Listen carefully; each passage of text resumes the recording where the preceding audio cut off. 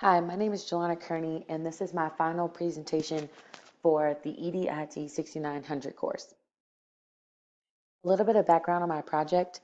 I'm completing this study in order to investigate the effects of implementing school-wide restorative justice practices to close the racial disparity within the disciplinary systems of the United States schools. Restorative justice practices can basically be described as any kind of strategy, technique, or approach that can be applied to a negative situation in order to empower the victim and give them a voice. It also encourages and promotes conflict resolution skills and tries to deter young minority students from heading down the pathway of the school to prison pipeline. The school to prison pipeline can basically be described as an educational system failure where students who descend from ethnicities that have been historically marginalized are eventually drop out or are pushed out of school, head to a juvenile correctional facility or even a prison.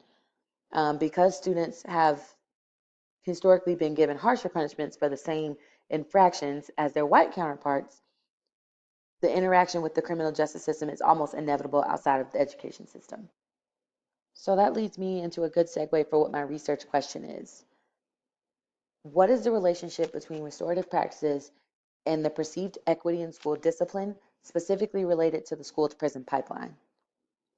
The use of restorative justice practices in the United States educational system has basically been sporadic at best.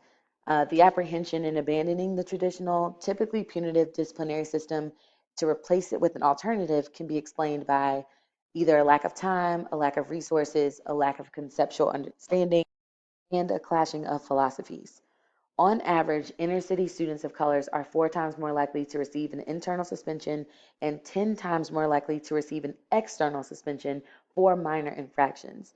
With this continued practice, the school to prison pipeline is increasingly being supported, although an alternative form of discipline is available.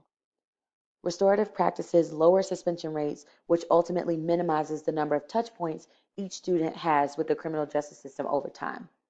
So, what does the literature say? The school to prison pipeline is a result of low expectations, poor academic achievement, and harsh disciplinary action given in response to violations of behaviors subject to interpretation. In previous decades, the education system served as an effective barrier for deterring students from the criminal justice system. However, in 2016, Redfield and Nance discovered that United States secondary schools have reported suspending up to 4 times as many Black students as white students during one school year. The research suggests that the implementation of school-wide restorative justice programs will decrease the number of young offenders being admitted to prison before the age of 18. That means if more effort is placed inside of the school system in order to build conflict resolution skills, then less minority students will be in contact with the criminal justice system. So what happens if we implement restorative justice practices nationwide?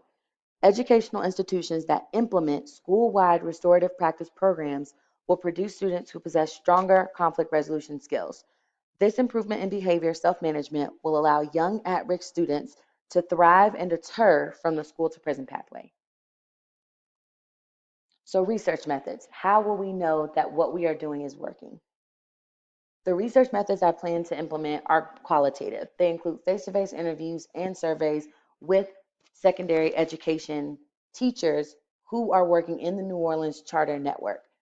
I would like them to describe the level of understanding they have for restorative justice practices, describe their familiarity with the school to prison pipeline, and feel open and confident in sharing any noticeable correlations they have between the two concepts. So what does this mean overall? By arming students with the skills needed to de-escalate themselves in a challenging situation, at-risk students are less likely to perpetuate the school to prison pipeline. Here are any references if you would like to view any of them. Thank you guys for watching. Have a great rest of the summer.